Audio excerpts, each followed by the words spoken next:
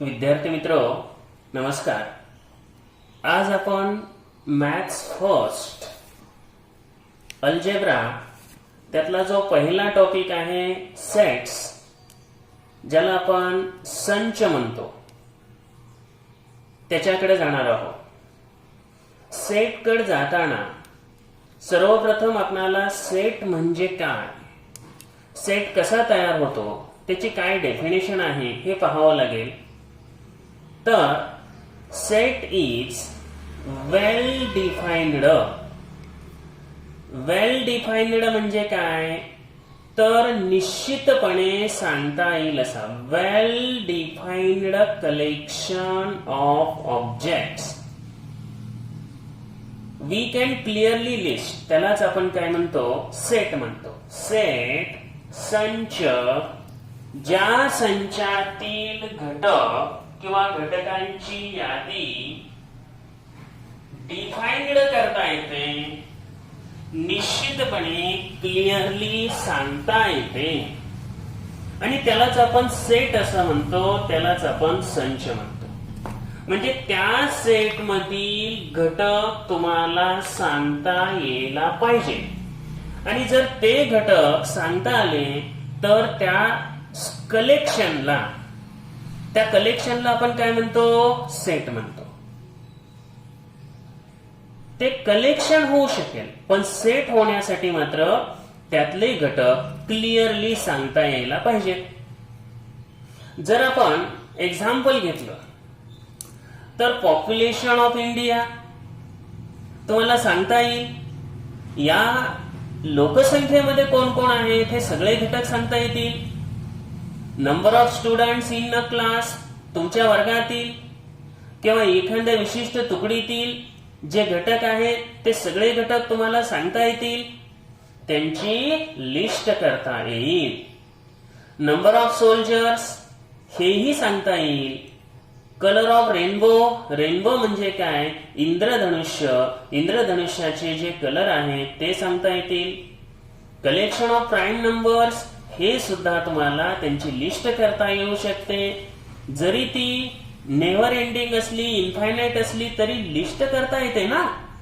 आणि म्हणून ही एक्झाम्पल सेटची आहे. आपल्या पुस्तकामध्ये काही लेट्स रिकॉल मध्ये काही पिक्चर्स दिलेले आहेत बघा. तर पहिल्यांदा त्यांनी सेट आहे किंवा नाही हे तुम्हाला जज करता यावं म्हणून ही एक्झाम्पल्स दिले. Flower bouquet. आता बुके हा काय आहे, समुदाय आहे, कलेक्शन आहे, हे ग्रुप आहे, हा समूह दर्शक शब्द आहे. बंच ऑफ कीज, बंच हा समूह दर्शक शब्द आहे. कीजचा समूह आहे, तो चाव्यांचा, किल्ल्यांचा तो जोडगा आहे. त्यानंतर थर्ड पिक्चर आहे फ्लॉक ऑफ बर्ड्स, म्हणजेच मराठीमध्ये पक्ष्यांचा थवा. आता हा समूह दर्शक शब्द आहे, फ्लॉक पक्ष्यांचा थवा. मग इथं काय घेतलं आपण, हे कलेक्शन आहे. Flock of birds. Pile of notebooks, तर वह्यांचा गठ्ठा. पाईल हा जो काय आहे हा समूह दर्शक शब्द आहे. मग या ठिकाणी या सगळ्या एक्झाम्पल मध्ये लास्टचं जे उदाहरण दिले त्याच्यामध्ये सुद्धा कलेक्शन ऑफ नंबर्स, हे नंबर्स यामध्ये हे घटक आहेत 1 ते 6 7 8 9 10 11 12 आणि पुढे डॉट डॉट आहे, म्हणजे इन्फायनाइट आहे, अनंतापर्यंत आहे. पण हे घटक आपण डेफिनेटली सांगू शकलो, त्यांची लिस्ट करता आली, आणि म्हणून हे सर्व कलेक्शन सेट आहे. म्हणजे हे जे कलेक्शन आहे या सर्व कलेक्शन मधले घटक तुम्हाला सांगता येतात, आणि मग अशा कलेक्शनलाच आपण काय म्हणतो, सेट. तर या एक उदाहरणावरून, एक 5-10 उदाहरणं आपण जी पाहिली त्याच्यावरून तुम्हाला सेट ही टर्म बऱ्यापैकी कळेल की ज्याच्यातून सेट म्हणायचं कशाला. सेट नेमकं कोणाला म्हणता येईल हे इथं थोडस आपण शिकलो. तर हॅपी चिल्ड्रन इन व्हिलेज. आता तुमच्या गावातील आनंदी मुलं, brilliant students of the class, वर्गातील हुशार मुलं. आता याच्यामध्ये हॅपी आणि ब्रिलियंट या रिलेटिव्ह टर्म्स आहेत. आता एक्झॅक्ट त्याचं मिनिंग आपल्याला माहित नाही. हॅपी नेमकं कोणाला म्हणायचं, अशी हॅपीची काही डेफिनेशन आहे का, नाही. किंवा ब्रिलियंट कोणाला म्हणायचं, एखादा व्यक्ती खेळात हुशार असतो, एखादा चित्रकलेत हुशार असतो, एखादा मॅथ्स मध्ये हुशार असतो पण सायन्स मध्ये डल असतो, मॅथ्स मध्ये इंटेलिजंट असतो पण इतिहासात काही नाही, त्याला काहीच येत नाही. मग त्याला ब्रिलियंट म्हणायचं का, डल म्हणायचं का, मॅड म्हणायचं का, क्लेव्हर ह्या टर्म मुळात डेफिनेटली तुम्ही सांगू शकत नाही. आणि त्यामुळं हे ब्रिलियंट, हॅपी असे शब्द आल्यानंतर ते सेट होणार नाही. तर ब्रिलियंट असू द्या, हॅपी असू द्या, सॅड असू द्या, गुड असू द्या, बॅड असू द्या, स्ट्रॉंग, वीक, ब्रेव, या टर्म आपणाला डेफिनेटली सांगता येत नाहीत आणि म्हणून यांचा समावेश सेट मध्ये होणार नाही, सेट मध्ये हे येणार नाही. तर या ठिकाणी काही एक्झाम्पल्स आपल्याला दिलेले आहेत. या एक्झाम्पल मध्ये कोणतं एक्झाम्पल सेट आहे आणि नाही ते आपल्याला शोधायचं आहे. तर डेज ऑफ वीक, तर आठवड्यातील दिवस तुम्हाला सांगता येतात, डेफिनेटली सांगू शकता आणि म्हणून हा सेट आहे. मंथ्स इन अ इयर हे सुद्धा सांगता येतात, हा सुद्धा सेट आपल्याला आहे म्हणता येईल. Brave children in the class, हे मात्र ब्रेव ही टर्म डेफिनेट नाही, त्यामुळे हे it is not set. First 10 counting numbers, पहिले 10 काउंटिंग नंबर्स, मोज संख्या, नॅचरल नंबर्स हे मात्र सांगता येतील. पण पाचवं उदाहरण बघा, स्ट्रॉंग फोर्ट्स ऑफ महाराष्ट्र, महाराष्ट्रातील मजबूत, दणकट, बळकट फोर्ट्स, किल्ले नाहीत सांगता येणार, कारण स्ट्रॉंग ही टर्म डेफिनेट नाही. It is not set. Planets in our solar system, आपल्या सोलर सिस्टीम मधले जे प्लॅनेट्स आहेत ते मात्र सांगता येतील, त्यामुळे तो सेट आहे. या सर्व सेट आहे किंवा नाही ही एक्झाम्पल्स या ठिकाणी आपण लिहिलेले आहेत. अशा रीतीने लिहायचं आहे की इट इज सेट, एवढंच लिहा. आन्सर टाकून लिहा किंवा नेक्स्ट लाईनला खालच्या ओळीला लिहिलं तरी चालतंय. Months in a year, it is a set. Brave children in a class, it is not set, हा सेट नाही. तर अगदी सोपा भाग आहे. सेट आहे किंवा नाही नेक्स्ट लाईनला लिहा, खालच्या ओळीलाच लिहा, ते अत्यंत व्यवस्थित होईल. तर सेट आहे किंवा नाही हे या ठिकाणी आपण या 6 उदाहरणामध्ये पाहिलं होतं. 2 जी एक्झाम्पल आहेत, ब्रेव आणि स्ट्रॉंग फोर्ट अशी म्हटलेली उदाहरणं, ती मात्र सेट नाहीत. आता आपल्याला सेटची जी डेफिनेशन दिलेली आहे ती डेफिनेशन सर्वप्रथम पाहू. Set, if we can definitely and clearly decide the object of a given collection, then that collection is called a set. त्यानंतर त्या कलेक्शनला आपण काय म्हणतो, सेट म्हणतो.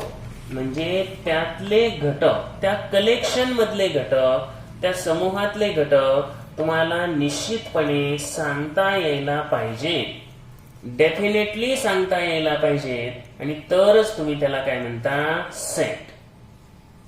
आता यातले पहिलं काय आहे, सेटचं नाव. सेटचं नाव कसं पाहिजे, कॅपिटल लेटर्स मध्ये. म्हणजे हा महत्वाचा भाग आहे. सेटचं नाव हे कॅपिटल लेटर्स मध्ये पाहिजे आणि सेट मधले मेंबर्स किंवा एलिमेंट्स हे स्मॉल लेटर्सने दाखवा.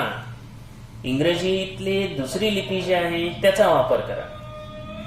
आता या ठिकाणी जर संचामध्ये सेटमध्ये ए हा एलिमेंट असेल, ए हा घटक असेल, सेट ए चा तो घटक असेल, तर या ठिकाणी या सिम्बॉलचा वापर करायचा. बिलॉंग्स टू हा घटक या संचाचा आहे. A belongs to A. आणि नसेल तर तिरपी रेष ओढायची आणि त्याला म्हणायचं does not belongs to. Belongs to म्हणजे चा घटक असणे आणि डज नॉट बिलॉंग्स टू म्हणजे चा घटक नसणे. जर घटक असेल तर आपण काय म्हणतो, घटक आहे बिलॉंग्स टू. आणि जर नसेल तर त्याला आपण काय म्हणतो, डज नॉट बिलॉंग्स टू. तर हे थोडस आपल्याला डेफिनेटली सांगता यायला पाहिजे. बिलॉंग्स टू आणि डज नॉट बिलॉंग्स टू. तर आडवा यू काढा आणि त्याच्यामध्ये तिरपी रेष ओढा. तर हे आडवी रेष सरळ ओढा, ते झालं बिलॉंग्स टू. त्यात तिरपी ओढली की डज नॉट बिलॉंग्स टू. आता या ठिकाणी आपल्याला नॅचरल नंबरचा सेट दिलाय. नैसर्गिक संख्या आपण तर खूप पूर्वीपासून अगदी 5वी-6वी पासून शिकतोय. 5वी-6वी पासून शिकतोय. तर नॅचरल नंबरचा जो सेट आहे तो कशाने दाखवला बघा, कॅपिटल एन ने. त्यानंतर बरोबर चिन्ह द्या. हा कर्ली ब्रॅकेट आहे. या कर्ली ब्रॅकेट मध्ये या संख्या लिहा 1 2 3. आता सगळ्या लिहित बसण्याऐवजी इथं डॉट डॉट दिलाय आणि कर्ली ब्रॅकेट कंप्लीट करा.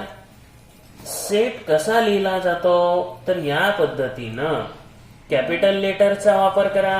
कॅपिटल लेटर्सचा वापर करून तो सेट दाखवा. त्यानंतर बरोबर चिन्ह द्या. कर्ली ब्रॅकेट मध्ये त्यातले घटक लिहा. झालं, आपल्याला हा नॅचरल नंबरचा सेट तयार झाला. त्यानंतर डब्ल्यू हा होल नंबरचा सेट आहे. पूर्ण, एक लक्षात घ्या, पूर्ण संख्या. तर ज्याची सुरुवात 0 पासून होते, बरोबर चिन्ह द्या, कर्ली ब्रॅकेट टाका, 0 पासून स्टार्ट करा. 0 1 2 3 लिहिलं, पुढे डॉट डॉट लिहिला, म्हणजे ह्या इन्फायनाइट पर्यंत आहे तसा त्याचा अर्थ झाला. हे आहे होल नंबर्स. त्यानंतर इंटिजर. इंटिजर म्हणजे काय तर पूर्णांक संख्या, ज्याच्यामध्ये 0 पण येतं, हे प्लस पण येतात, पॉझिटिव्ह पण येतात, त्याचबरोबर निगेटिव्ह पण येतात. आता हे इन्फायनाइट आहेत, हे पण इथे दाखवा. इंटिजर. Rational numbers. रॅशनल नंबरचा सेट हा क्यू ने दाखवला जातो. तर आर हा सेट ऑफ रियल नंबर्स आहे.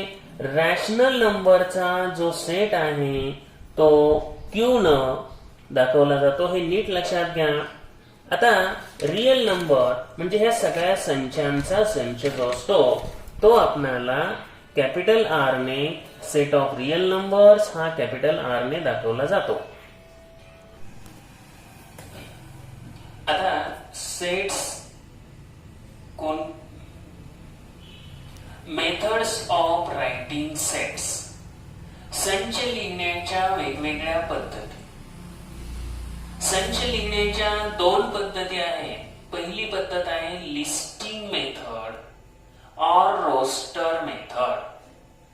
याला मराठीमध्ये आपण यादी पद्धत असं म्हणतो. तर सामानाची, बाजाराची आपण जशी यादी करतो, सेम त्याच पद्धतीनं त्यातील घटकांची यादी केली जाते. तेव्हा त्या पद्धतीला लिस्टिंग मेथड किंवा रोस्टर मेथड असं म्हणतात. या पद्धतीमध्ये संचातील सर्व घटक हे या कर्ली ब्रॅकेट मध्ये लिहिले जातात। संचाच्या या पद्धतीमध्ये सर्व घटक ऑल एलिमेंट्स लिहिले जातात आणि महत्वाचं काय आहे, कोणताही घटक रिपीट लिहिला जात नाही, डबल लिहिला जात नाही। आता डबल लिहिला जात नाही म्हणजे जर आपण या ठिकाणी काय केले, set of odd numbers between 1 and 10, 1 आणि 10च्या बिटवीन दोघांच्या मधले, आणि म्हणून ऑड नंबर 3, 5, 7, 9 लिहिले, हा एक सेट झाला। परंतु जर आपणाला दुसरा एखादा सेट लिहायचा असेल, समजा इंडिया, आता या शब्दामध्ये इंडिया हा जो शब्द आहे, या शब्दामध्ये लेटरचा सेट लिहायचा असेल तर याच्यामध्ये आय हा डबल आहे, मग डबल नाही लिहायचं। या सेट मधले एलिमेंट्स, कोणताही एलिमेंट डबल लिहायचा नाही। म्हणजे हा सेट जर आपण लिहिला असता तर काय आलं असतं, आय एन डी आणि हे आय परत आले, ते नाही लिहायचं ए। तर यामुळे काय म्हटलं की ओनली वन्स, संचातील घटक फक्त आणि फक्त एकच वेळा लिहायचे, परत यांची ऑर्डर महत्वाची नाही। म्हणजे समजा तुम्ही इथं ए लिहिलं असतं आणि या ठिकाणी आय लिहिलं असतं आणि इथं डी लिहिलं असतं, कुठंही क्रम महत्वाचा नाही। तर हाच आहे सेट, यातलेच हे अल्फाबेट्स आहे। तर पहिल्यांदा काय सांगितलं, कर्ली ब्रॅकेट मध्ये लिहा, ओनली वन्स लिहा आणि नो ऑर्डर इज इम्पॉर्टंट, म्हणजे क्रम महत्वाचा नाही, पुढं माग लिहिले तरी चालतात आणि दोन घटकांमध्ये कॉमा द्यायला पाहिजे, हे आणखी महत्वाचे आहे। एलिमेंट्स 2 असतील, 3 असतील, 4 असतील तर सेपरेट करण्यासाठी त्यांच्यामध्ये कॉमा द्या। मोर दॅन 1 एलिमेंट असतील तर त्या ठिकाणी आपण कॉमा देतो। आणि इथं ह्याच गोष्टी परत एकदा लक्षात घ्या, रिपीट लिहायचं नाही। एकापेक्षा मोर दॅन एलिमेंट्स असतील तर या ठिकाणी काय करायचं, त्यांच्या बिटवीन सेपरेशन करण्यासाठी कॉमा द्या आणि नो ऑर्डर इज इम्पॉर्टंट। या ठिकाणी set of days of week घेतलंय, आठवड्यातील दिवस त्यांचा सेट, संडे, आता हे बाकीचं तर आहेच, कॅपिटल न लिहा, इक्वल टू च साइन द्या, कर्ली ब्रॅकेट यूज करा। संडे, मंडे, इथं सॅटरडे लिहिलं, इथं वेन्सडे लिहिलं, इथं फ्रायडे लिहिलं तरी चालतं, आपण हे ऑर्डर न लिहिलंय, एक नेहमीच्या ऑर्डर न लिहिलंय, पण ऑर्डरला मुळातच लिस्टिंग मेथड मध्ये काहीही महत्व नाही, कुठून कसाही क्रम असेल तरी चालतं आणि अगदी सोपी मेथड आहे। लिस्टिंग मेथड नावाप्रमाणे सर्व एलिमेंट्सची लिस्ट करायची। तर व्हाईटबोर्ड वर लिहून ठेवल्यामुळे तुम्हाला दुसऱ्या मेथडचं नाव समजलेलंच आहे ऑलरेडी आणि उत्सुकता पण असेल, चला कशी लिहितात बघू आपण, या पद्धतीने सेट लिहिले जातात, काय आहे ही मेथड, आणि मला पण वाटतंय तुम्हाला लगेच सांगावं। चला, rule method, set builder form, गुणधर्म पद्धत। आता लिस्टिंग पेक्षा ही पूर्णपणे वेगळी मेथड आहे। या मेथड मध्ये संचातील घटक लिहिले जात नाही, घटक लिहिले जात नाही म्हणजे त्यांची आपण लिस्ट करत नाही, तर एक जनरल स्टेटमेंट लिहितो। या ठिकाणी एका विशिष्ट गुणधर्मानं ते सगळे, त्यातले जे एलिमेंट्स आहेत, त्यातले जे घटक आहेत ते लिहितो आणि त्यामुळं लगेच लिस्ट यात कळत नाही, तसं लिहायला सोपा हा असेल, परंतु त्यातले एलिमेंट्स लवकर कळत नाही। आता हा सेट लिहिण्याची मेथड काय आहे? कॅपिटल सेटचं नाव द्या, इक्वल टू चं चिन्ह आहे असं द्या, कर्ली ब्रॅकेट मध्येच लिहायचं आहे आणि इथं काय करायचं, एखादं लेटर काय करायचं, एखादं व्हेरिएबल वापरायचं. हे व्हेरिएबल एक्स वापरलं आणि या दोघांच्या मध्ये असं स्लॅश द्यायचा, तिरपी रेष ओढली तरी चालेल, व्हर्टिकल लाईन घ्या किंवा कोलन जरी घेतला तरी चालू शकतो, एक्स स्लॅश एक्स. तर एक व्हेरिएबल वापरा, व्हर्टिकल लाईन आपण इथे यूज केली किंवा कोलन पण चालतो आणि जी प्रॉपर्टी आहे व्हेरिएबलची ती प्रॉपर्टी लिहायची. आता इथं प्रॉपर्टी लिहिली बघा, सेट कोणाचा आहे, natural numbers between 1 and 10. 1 and 10 च्या बिटवीन म्हणजे 1 आणि 10 नाही येणार, बिटवीन म्हणजे त्या दोघांच्या मध्ये. फ्रॉम म्हणलं असतं तर आलं असतं, बिटवीन मुळे नाही येत.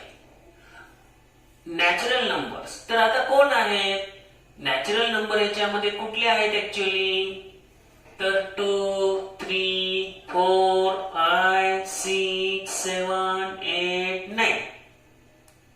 पण इथं काय केलं जातं, ऍक्च्युअली लिस्ट केलीच जात नाही, यादी पद्धतीतच सगळे घटक लिहिले जातात. इथं फक्त एक प्रॉपर्टी लिहिली जाते, काय, एक्स स्लॅश एक्स.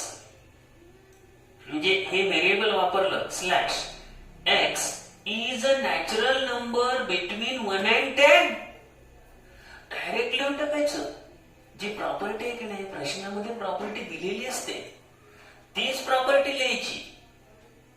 सोपं आहे की नाही, मार्क मिळवायला सेट बिल्डर सोपं आहे. नॅचरल नंबर 1 and 10 च्या बिटवीन कुठले आहेत हे माहिती नसतील तरी चालतंय, कारण यात फक्त प्रॉपर्टी लिहितोय. कुठले नॅचरल नंबर आहेत, 1 ते 10 मध्ये -1 आहे का, 11 आहे का, 90 आहे का, 100 आहे, काही देणं घेणं नाही. फक्त प्रॉपर्टी राईट करा आणि प्रॉपर्टी राईट केली की विषय संपला. आता ही एकदम सोपी पद्धत आहे. याच्यापेक्षा आणखी एका दुसऱ्या मेथडने इथं आपण लिहिलेलं आहे. तर या ठिकाणी काय आहे, x बिलॉंग्स टू n. आता हे n काय आहे, तर n हा नॅचरल नंबरचा सेट आहे. आता हे बिलॉंग्स टू आपण शिकलोय आधी, चा घटक असणे. तर x हे नॅचरल नंबरचा एलिमेंट आहे. आता ह्याचं लिमिट दिले, काय म्हटलं, x इज ग्रेटर दॅन 1. या x कडे 2 टोक आहेत, ज्याच्याकडे 2 टोक असतात तो निश्चितपणे मोठा असेल. आणि लेस दॅन 10, 10 पेक्षा लहान. तर काय म्हटलंय, x हा greater than 1 and less than 10, म्हणजे हे बिटवीनची कंडिशन कंप्लीट झाली. आता हे बऱ्याच मुलांना लिहायला जड जातो, कळत नाही, पण सोपं आहे. आता ह्याचं रीडिंग कसं करायचं, लिस्टिंग मध्ये रीडिंगचा प्रॉब्लेम नाही, पण सेट बिल्डरला रीडिंग समजायला पाहिजे. आता हे रीडिंग कसं केलं जातं, set A is a set of all x such that x is a natural number between 1 and 10. तर x is a natural number between 1 and 10 पुढे आहे असंच आपण घेतो जवळपास. फक्त set A is a set of all x such that इथपर्यंत थोडस आपल्याला चेंज करायचं त्याच्यात, म्हणजे हे आपल्याला स्वतः जोडायचं आहे. आता एक set builder method, rule method थोडी समजायला अवघड आहे, म्हणून अजून 1-2 उदाहरणं घेतले. पुढे गेल्यावर आणखी खूप उदाहरणं घेणार आहोत. बघा, set of odd numbers between 1 and 10. वर आपण odd numbers between 1 and 10 listing मध्ये पण घेतलं होतं. आता या ठिकाणी काय केलं, हे सेट बिल्डरनं लिहितोय. तर ऍक्च्युअली घटक लिहिण्याची गरज नाही, कारण काही मुलांना काय होतं, ऑड कुठले, इव्हन कुठले, प्राइम कुठले काही माहित नसतं. मग त्या मुलांनी या मेथडचा वापर केला ना, इझी होईल. कारण इथं फक्त काय लिहायचं, x/x is an odd number between 1 and 10. पण यात आणखी एक गोष्ट ध्यानात घ्यायची, हे सिंग्युलर घ्यायचंय. हे सिंग्युलर घ्यायचंय. इथं आपण काय केलं, is a natural number, is a, numbers नाही म्हटलं. तर हे ध्यानात घ्या, नाहीतर आपलं वर प्रश्नात दिलेलं असतं नॅचरल नंबर्स, आपण तेच लगे लिहून रिकाम होतो, तेवढ्यामुळं उत्तर चुकू शकतं. Is an odd number between 1 and 10. म्हणजे इथं सिंग्युलर घ्या. इज लिहिलंय ना, हे काय दाखवतं, सिंग्युलर आहे, अन ऑड नंबर. आता डेज ऑफ वीक हा सेट आपण सेट बिल्डरने लिहू. C is equal to curly bracket मध्ये x/x is a day of week. आता डे ऑफ वीक मध्ये काय आहे माहितीये का, आपल्याला तुम्हाला माहितीये, पण माहित नसलं तरी सुद्धा लहान मुलगा त्याला माहित नाही. बरं ठीक आहे, आता त्या ठिकाणी इथं तुम्ही डायरेक्ट असं लिहू शकता, is a day of week. आता ह्याचं रीडिंग कसं करता येईल, C is the set of all x such that x is a day of week. घटक लिहावे लागले नाही. आता ह्याचं पण रीडिंग बघू, b is the set of all x such that x is an odd number between 1 and 10. आता यासारखी आणखी काही एक्झाम्पल सुद्धा आपण पाहणार आहोत, कारण सेट बिल्डर मेथड समजायला थोडी म्हणजे वेगवेगळ्या पद्धतीनं समजायला जड जाते, त्यातले घटक समजत नाही. आपण काय करू, दोन्ही पद्धतीनं काही उदाहरणं लिहू. आता आपण सेट लिहिण्याच्या विविध पद्धतींचा अभ्यास करू. सेट कसा लिहिला जातो त्याच्या वेगवेगळ्या पद्धती पाहू. त्यामध्ये 2 पद्धती आहेत, एक लिस्टिंग मेथड आहे ज्याला आपण यादी पद्धत म्हणतो, आणि दुसरी मेथड आहे सेट बिल्डर मेथड ज्याला गुणधर्म पद्धत म्हणतो. पहिलं उदाहरण आहे प्राईम नंबर्स फ्रॉम 1 to 10. आता दोन्ही पद्धतीनं ही उदाहरणं आपण लिहिणार आहोत. या बाजूला लिस्टिंग मेथड लिहिले, या बाजूला सेट बिल्डर मेथडने लिहिले. Prime numbers from 1 to 10. From 1 to 10. आता प्राईम नंबर्स म्हणजेच काय, मूळ संख्या. आता मूळ संख्या कशाला म्हणतात हे सुद्धा काही जणांना माहित नसेल, तर ज्या संख्यांना 1 आणि ती स्वतः सोडून इतर कोणीही भाग जात नाही, कशानेही भाग जात नाही, त्यांना आपण काय म्हणतो, प्राईम नंबर्स म्हणतो. आता प्राईम नंबर्स कोणते आहेत, कुठून चालू होता, तर फ्रॉम 1 to 10 म्हटल्यावर 1 येत नाही, कारण 1 is neither prime nor composite. एकही प्राईम पण नाही आणि कॉम्पोजिट पण नाही. एक ही संख्या प्राईम पण नाही आणि कंपोजिट पण नाही. आता या ठिकाणी 2 पासून प्राईमची सुरुवात होते, तर या ठिकाणी बघा 2, 3, 5, 7. 2, 3, 5, 7 या प्राईम नंबर्स आहेत फ्रॉम 1 to 10. आता हे लिस्टिंग असल्यामुळे सगळे घटक इथं व्यवस्थितपणे आपण लिहिले. सेट बिल्डर मध्ये मात्र लिस्ट करायची गरज नसते, फक्त कॉमन प्रॉपर्टी लिहिली, x/x is a prime number, इथं सिंग्युलर घ्या. फ्रॉम 1 to 10 कुठले काय टेन्शन घ्यायची गरज नाही. आता प्राईम नंबर्स कोणते आहेत, इव्हन कुठले आहेत, ऑड कोणते आहेत, या सर्व गोष्टी व्यवस्थितपणे माहिती करून घेतल्या पाहिजे. तर प्राईम म्हणजे ज्यांना कोणत्या ती आणि स्वतः ती आणि 1 ने सोडून इतर कोणत्याही संख्येने भाग जात नाही, त्यांना आपण प्राईम म्हणतो. यानंतर दुसरं उदाहरण आपण रॅशनल नंबर्सचं घेतले. आता रॅशनल नंबरचं मात्र उदाहरण खूप काळजीपूर्वक अभ्यासलं पाहिजे, कारण हा प्रश्न विचारला जातो. रॅशनल नंबर्स म्हणजे परिमेय संख्या. परिमेय संख्यांचा जो सेट आहे तो या ठिकाणी लिस्टिंग मेथड मध्ये लिहिलाच नाही. आता का लिहिला नाही, तर परिमेय संख्येचा रॅशनल नंबरचा जो सेट आहे तो लिस्टिंग मेथडने लिहिताच येत नाही. कारण त्या ठिकाणी नेमके कोणते घटक लिहायचे, किती लिहायचे, तर ते अवघड आहे. तो सेट त्या ठिकाणी लिहिता येत नाही. आपण या ठिकाणी म्हणून डॅश सोडलाय. हा सेट रॅशनल नंबरचा लिस्टिंग मेथडनं लिहिता येत नाही. पण सेट बिल्डर मध्ये सोपं आहे.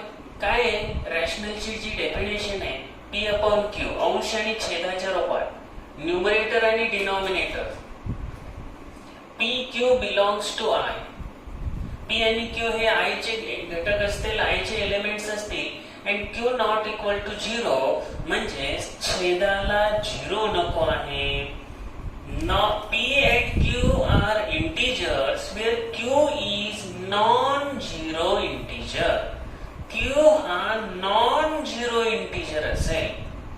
q is the set of all numbers in the form of p upon q such that p and q are integers where q is a non-zero number. हे non-zero म्हणणे दाखवण्यासाठी लिहिलंय नॉट इक्वल टू. याच्यापेक्षा हे सोपं आहे. यात काय केलं, हे व्हेरिएबल वापरले. p upon q is a rational number. एवढेच कॉमन प्रॉपर्टी लिहिली, बाकीचं काही लिहिण्याची गरज नाही. पण हेही लक्षात आलं पाहिजे आणि हेही आलं पाहिजे. तर रॅशनल नंबर या ठिकाणी आपल्याला फक्त सेट बिल्डर मेथडने लिहिता येतो. उदाहरण क्रमांक 3 आपण घेतले, letters in the word India. India या शब्दातील लेटर्स, अल्फाबेट. तर आय एन डी. आता आय एन डी परत डबल आय लिहिलं नाही आपण, कारण रिपिटेशन यात टाळलं जातं आणि राहिलेलं ए. क्रम पण इथं महत्वाचा नसतो, लिस्टिंगला कसंही लिहा. आणि सेट बिल्डरला तर काही टेन्शनच नाही. x/x is a letter in word India. P is a set of all x such that x is a letter in word India. चौथं एक्झाम्पल आहे set of even numbers. Even numbers म्हणजे काय, समसंख्या. 2 4 6 8. आता हा इन्फायनाइट मध्ये असल्यामुळे पुढे dot दाखवलंय. आणि सेट बिल्डर मध्ये इज अँड इव्हन नंबर. तर हा इव्हन नंबर आहे, हे आपण इथं लिहिलेले. तर इव्हन नंबर समसंख्या, समसंख्यांचा हा सेट आहे, हे इथं आपण दाखवलेलं आहे. सेट बिल्डर मध्ये सोपं आहे. त्यानंतर 5वं उदाहरण आहे स्क्वेअर रूट ऑफ 9. 9चे वर्गमूळ. आता प्रत्येक संख्येला वर्गमूळ प्लस आणि मायनस अशी 2 असतात. हे +3 आणि -3 सेट लिस्टिंग मध्ये दोन्ही पण लिहिली. आणि सेट बिल्डर मध्ये काही नाही, is a square root of 9 एवढं लिहिलं तरी चालतं. इथं कसं लिहिलंय, is a number such that y² is equal to 9. आपल्याला पेज नंबर 3 वर fill in the blanks given in the following table हा टेबल दिलेला आहे आणि तो कंप्लीट करायला सांगितलंय. ज्या वेगवेगळ्या मेथड्स आहेत त्यामध्ये लिस्टिंग मेथड म्हणजेच रोस्टर मेथड आणि दुसरी जी मेथड आहे रूल मेथड किंवा सेट बिल्डर मेथड, गुणधर्म पद्धत. आता या पद्धतीचा वापर करून एक सेट दोन्ही मेथडने लिहायचा आहे.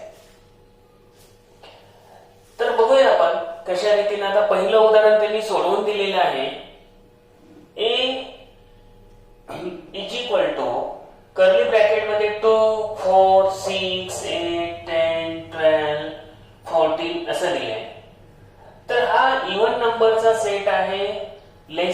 15. रोल मेथड मध्ये आपण नियमाप्रमाणे प्रॉपर्टीज लिहितो, सगळे घटक लिहितच नाही. त्यानुसार x/x is an even natural number less than 15. 15 पेक्षा लहान समनैसर्गिक संख्या. अगदी बरोबर आहे. यात काय केले, सगळे घटक लिहिले आणि इथं फक्त प्रॉपर्टी लिहिली. आता पहिलं उदाहरण त्यांनी सोडवून दिलेलं आहे.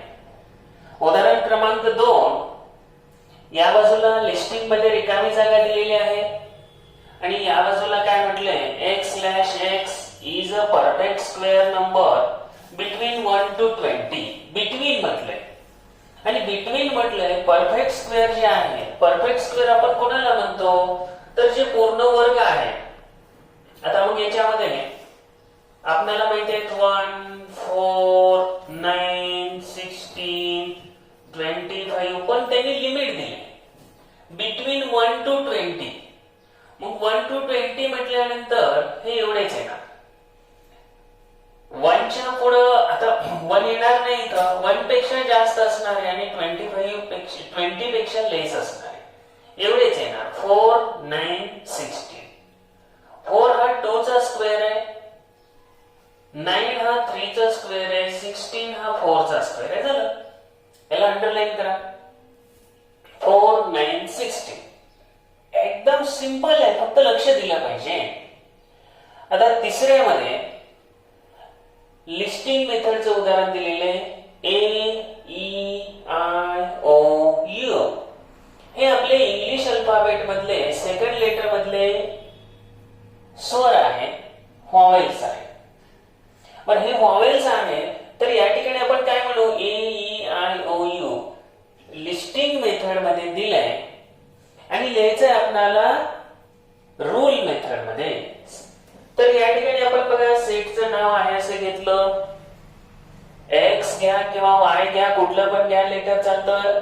x/x is a vowel of English alphabet. आता इथं सेकंड अल्फाबेट म्हटलं तरी चालेल.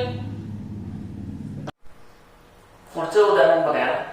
D हा सेट दिलेला आहे आणि D हा जो सेट दिलाय तो रूल मेथड मध्ये दिलेला आहे आणि लिस्टिंग मध्ये लिहायचा आहे आपल्याला. काय म्हटलंय बघा, y is a color in the rainbow. Rainbow म्हणजे काय, इंद्रधनुष्य. इंद्रधनुष्याचे जे रंग आहेत ते रंग आपण लिस्टिंग मेथड मध्ये लिहायचे. आता लिस्टिंग मेथड मध्ये ऍक्च्युअली कलर आपल्याला माहिती पाहिजे तरच उपयोग होणार आहे, नाहीतर काय उपयोग नाही. कारण रूल मेथड मध्ये आपल्याला कलर माहित नसले तरी फक्त कलर हा कलर आहे एवढं म्हणलं तरी चाललं असतं. तर कलर लक्षात ठेवण्यासाठीची ट्रिक बघा, व्हिप गॉयर, VIBGYOR ही ट्रिक लक्षात ठेवा. व्हिप गॉयर, व्हायलेट, इंडिगो, त्यानंतर ब्लू, ग्रीन, येलो, ऑरेंज आणि रेड हे जे इंद्रधनुष्याचे रंग आहेत हे रंग या ठिकाणी आपण ऍड करून घेतले, लिहिले, कर्ली ब्रॅकेट मध्ये लिहा. झालं, त्याला अंडरलाईन करा, फिल इन द ब्लँक्स आहे. त्यानंतर पुढच्या एक्झाम्पल मध्ये P x/x is an integer and x greater than -3 and less than 3. Integer पूर्णांक, -3 पेक्षा मोठा म्हणल्यावर -2, -1, 1 आणि लेस दॅन 3, 0, 1, 2. इथे सगळे घटक लिहिले लिस्टिंग मेथड मध्ये आणि हे आपण कंप्लीट करून घेतलं. आता लास्ट त्यामध्ये आहे m 1, 8, 27, 64, 125 आणि डॉट डॉट आहे, म्हणजे इन्फिनिटी पर्यंत आहे. आता हे काय आहे, परफेक्ट क्यूब आहे. हे परफेक्ट क्यूब आहे, 1 पासून चालू झाले, एंडिंग नाही. तर आपण इथं कसं लिहिणार बघा, लिस्टिंग मेथड मध्ये x/x इज ए क्यूब म्हणा किंवा इज ए परफेक्ट क्यूब म्हणू. Is a perfect cube, is a perfect cube. जसं स्क्वेअर म्हटलं होतं त्या पद्धतीने is a perfect cube of natural numbers, एवढंच, बाकीचं काही म्हणायची गरज नाही. किंवा अनदर मेथड मध्ये x slash x is equal to n cube, small n belongs to capital N, capital N is a natural number, capital N ही natural number आहे.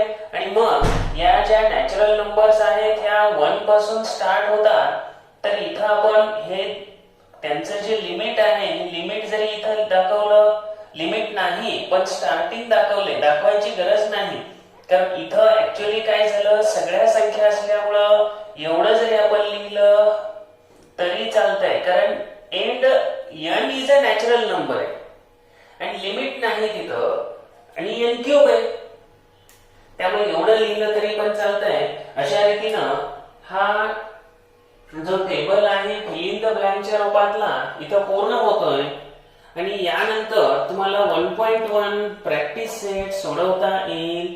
तो सोडवताना आतापर्यंत शिकलेल्या भागाची निश्चितपणे मदत होणार आहे. तो तुम्ही सोडवून बघू शकता. पुढील भागामध्ये आपण प्रॅक्टिस सेट 1.1 पाहू.